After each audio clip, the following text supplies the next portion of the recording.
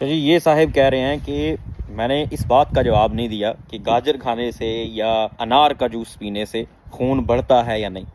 دیکھیں، آپ کے جسم کے اندر اگر آپ کی خوراک نارمل ہے اور کسی چیز کی کمی نہیں ہے تو آپ کا خون کم نہیں ہوگا اور آپ کو خون کو بڑھانے کی ضرورت نہیں ہے۔ اگر آپ میں خون کی کمی ہے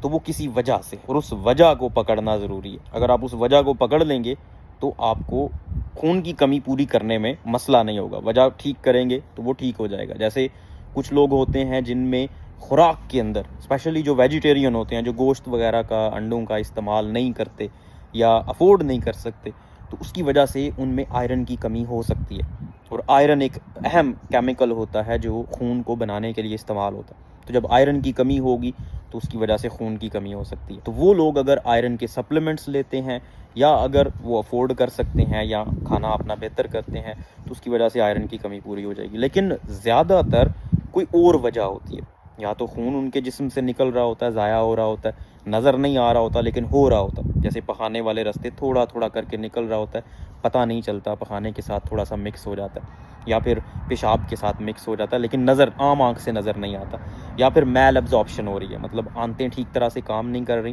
اب کھانا کھا رہے ہیں، فولاد لے رہے ہیں، فولیٹ لے رہے ہیں، ہر طرح کی چیز کھا رہے ہیں لیکن وہ صحیح طرح سے جذب نہیں ہو رہی، وہ خون کے اندر نہیں پہنچ رہی کیونکہ آنتیں ٹھیک کام نہیں کر رہی۔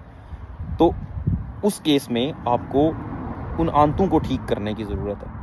یہ ایک بہت کامن مسئلہ ہے جس کو سیلیک ڈیزیز کہتے ہیں، جس میں بیسیکلی جو ویٹ گندم ہوتی ہے اس کی الرجی بھی اس کو کہا جاتا ہے۔ الرجی ایز سچ نہیں ہوتی، ویٹ کے اندر ایک پروٹین ہوتی ہے جس کو گلوٹن کہتے ہیں، اور گلوٹن سے آنتیں ریئیکٹ کر جاتی ہیں، مطلب آنتوں کو وہ ٹھیک نہیں لگتی، اور جب بھی گلوٹن جائے گی آنتوں کے اندر، آنتیں سوزش ہو جاتی ہے ان میں اور وہ خوراک کو جذب نہیں کر پاتی، جس کی وجہ سے بلوٹنگ ہو جاتی ہے، پیٹ خراب ہو جاتا ہے۔ تو ایسے جو بچے ہوتے ہیں اسپیشلی، ان میں پیٹ پھولا ہوا ہوتا ہے، وہ کمزور ہوتے جا رہے ہوتے ہیں، وزن نہیں بڑھ رہا ہوتا ان کا، اور ان میں خون کی کمی بھی ہوتی ہے۔